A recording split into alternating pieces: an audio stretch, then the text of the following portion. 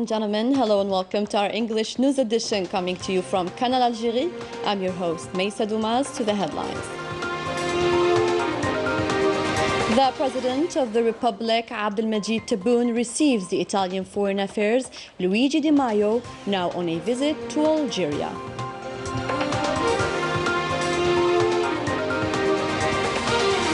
The Prime Minister, Ayman bin Abdurrahman, highlights the importance of accompanying the reforms initiated by the President of the Republic to ensure their success.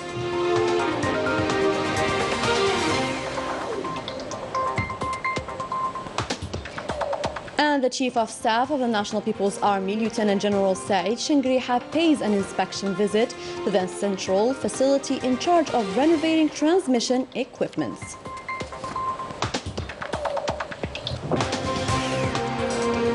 Those were today's headlines. First in our news, the President of the Republic, Abdelmajid Tebboune, received on Monday here in Algiers the Italian Foreign Affairs Minister Luigi Di Maio. The audience took place in the presence of the Foreign Affairs and National Community Abroad Minister Ramtan Al-Amamra, Principal Private Secretary of the Presidency Abdelaziz Khallaf, the Minister of Energy and Mines Mohammed Arqab, and the CEO of Sonatrach Oil Company Toufiq Hakkar.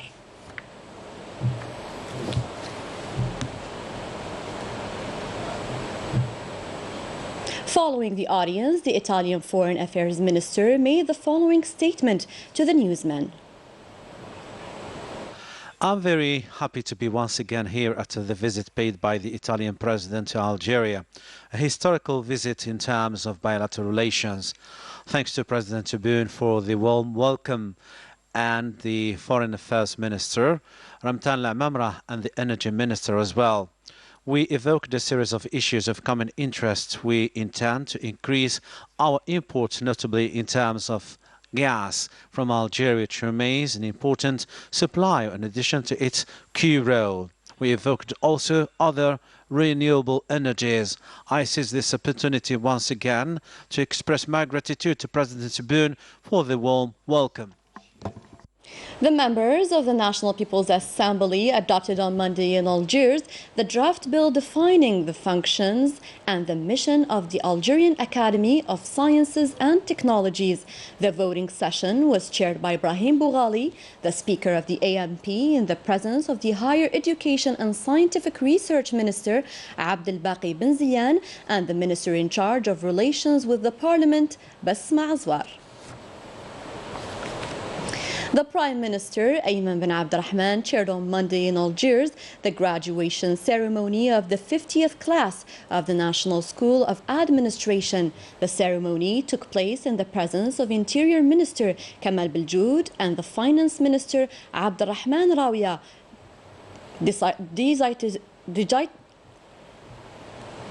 Digitization and Scientific Minister Hussein Sherbal, as well as the advisor to the President of the Republic in charge of External Relations Abdelhafid Allahum, the advisor to the President of the Republic in charge of Legal and Judicial Affairs Bou'alam, the advisor to the President of the Republic in charge of Archives and National Memory Abdelmajid Sheikhi, the mediator of the Republic Ibrahim Rad, the Wali or Governor of Algiers, Ahmed Maabed, in addition to professors, researchers and students.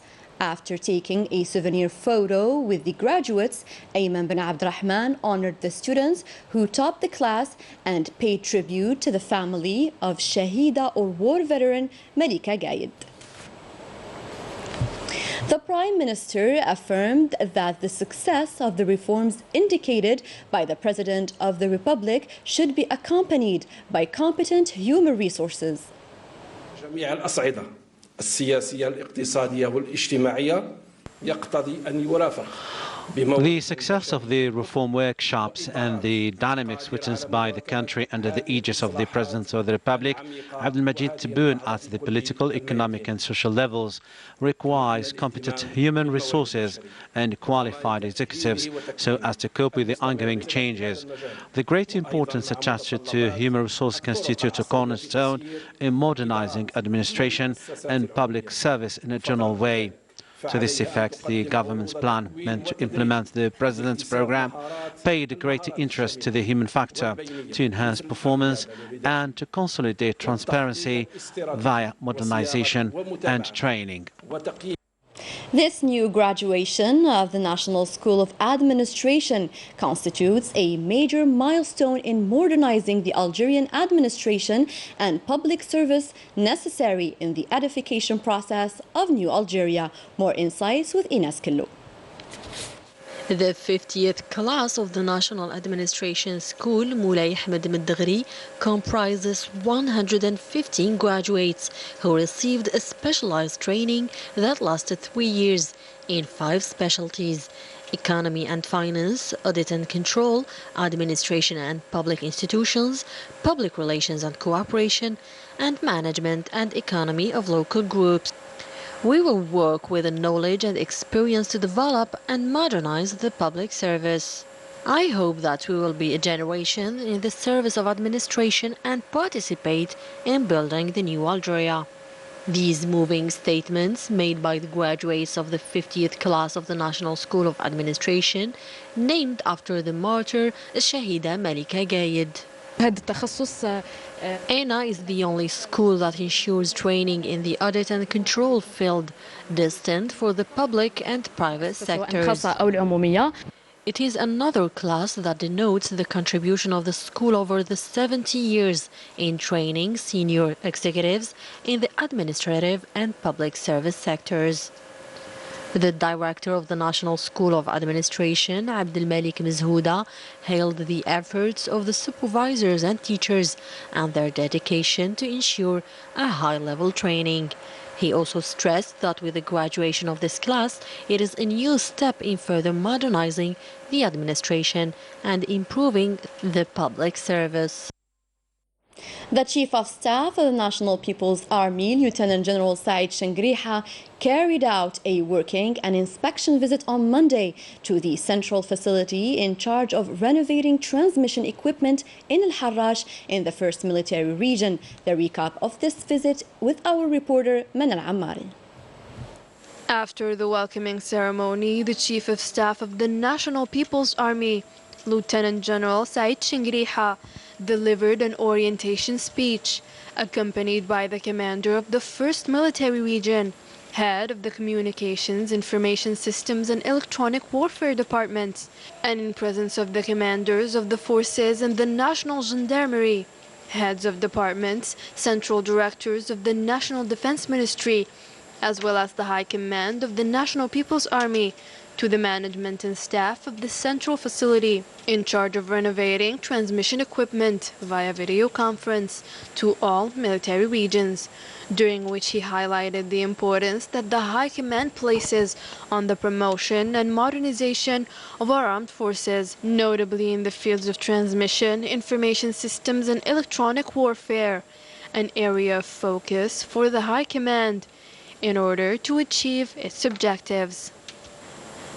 The Lieutenant General followed a presentation given by the commanding officer of this establishment relating to his sensitive and vital missions before inspecting the various assembly lines, such as the assembly line for radio equipment, the assembly line of the fiber optic stations, intercom systems, the assembly line for radio relay and field exchanges, the assembly line of information technology, the mechanical integration line, as well as the research and development core.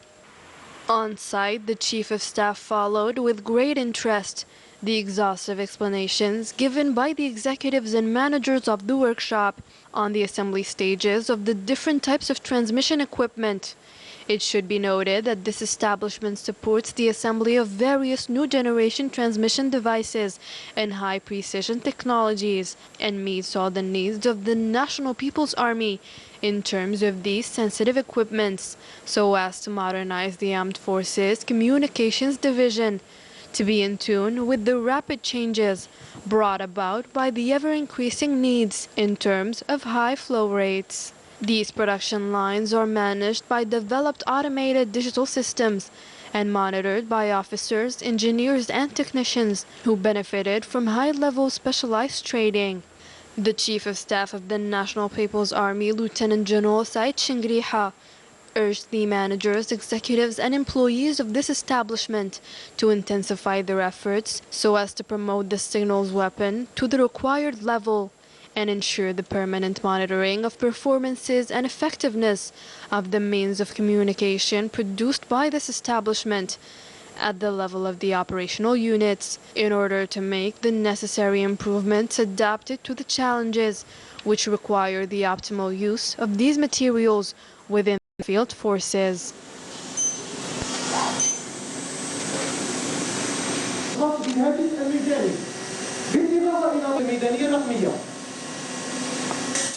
Let's head for the southern country where major railway and highway projects are launched to give an impetus to the national economy. These investments are regarded as a gateway to the African continent. More details with Rania Al-Bahri. Truck and semi-trailer drivers are very difficult jobs that these people carry out in order to transport goods over long distances in our Great South. Ami Abdallah has been doing this job for over 30 years. His daily life consists of making trips between Burj Baji Mukhtar and Adrar via Bashar provinces, difficult but necessary to supply the population of these regions with raw materials. I have driven all the roads taken to Burj Baji Mukhtar, Adrar, Bashar. We drive in a convoy for 4 days until Riggan, then we take a 4 days rest and we continue our trip to Burj Baji Mukhtar. Drivers of heavy goods vehicles must demonstrate an exceptional concentration ability because road dangers are permanent. When we are tired, there is a lack of concentration on the road. For these reasons, the SNTF company plans to strengthen and modernize its rail fleet of locomotives in the southern of the country. This will be a strategic solution for the transport of goods over long distances, a transport that is both efficient and economic. This project will make it possible to transport raw materials and will also allow the transport of all goods to the southern and borders areas. This railway network constitutes an important means for the development of the transport of people and goods in the south. The Foreign Affairs and National Community Abroad Minister Ramtan Al-Mamra, along with the Energy and Mines Minister Mohammed Arqab, received on Monday the Italian Foreign Affairs Minister Luigi Di Maio. Fruitful talks marked this meeting, which was attended also by the Executive Director of the E&E company and centered on possible opportunities for cooperation so as to consolidate the strategic partnership between Algeria and Italy. The Ministry of Foreign Affairs called on our Algerian nationals living in Ukraine to be more vigilant and set up a crisis unit to follow closely the situation unfolding in Ukraine and to facilitate the repatriation operation. More details with Rania Al-Bahri. Since the beginning of the Russian military operation in Ukraine, the Ministry of Foreign Affairs and the national community settled abroad announced to have taken all the necessary measures to ensure the safety of the Algerian nationals. The Algerian diplomacy confirmed the death of our Algerian national Talbi Mohammed Abdel Mun'im in Kharkov on February 26th, aged 24. We have been in contact with the father of the deceased and he has confirmed this sad news. There is a single crisis line which has been placed at the level of the Ministry of Foreign Affairs. I know that some Algerians tried to reach us by phone, but they couldn't. It should be explained that in front of this influx of calls, it can happen that sometimes this number is not available. The Algerian community settled abroad are called upon to remain in permanent contact with the Algerian embassy in Kiev and the Algerian representations in Warsaw. A diplomatic representation in Poland and Romania have taken the necessary steps to facilitate the entry of our Algerian nationals from Ukraine Ukraine. The authorities have also confirmed that the Algerian residents in Ukraine can travel to Poland and Hungary without visa but with a valid passport. We ask people who are in Kiev if they do not have a valid passport to go to our embassy to get an emergency passport. De se rendre auprès de notre ambassade pour se faire délivrer des passeports d'urgence. The Ministry of Foreign Affairs mobilized its diplomatic representations to facilitate the repatriation operation. Negotiations between Russia and Ukraine are underway in Brussels. The talks are held at the residence of the Belarusian President Alexander Lukashenko on the Ukrainian-Belarusian borders. For its part, the Russian army indicated that civilians could leave Kiev freely while accusing the Ukrainian authorities of using them as human shields. Russia announced today the restriction of flights from 36 countries in response to the closure of the airspace of many states to Russian planes. And the head of the Russian diplomacy, Sergei Lavrov, cancelled his visit scheduled to the UN in Geneva due to the anti-Russian sanctions.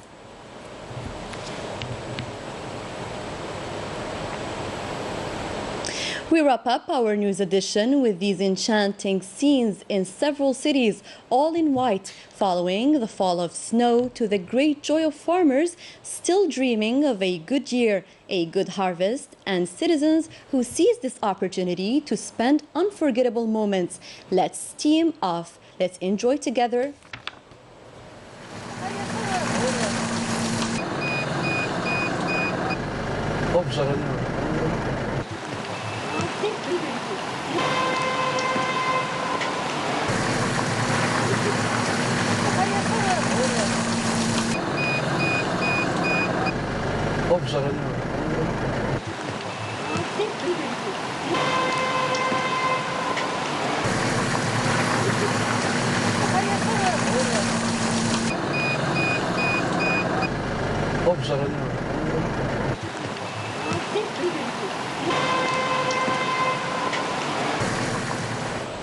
That was it for our news edition. Thanks for tuning in to our program. Good night.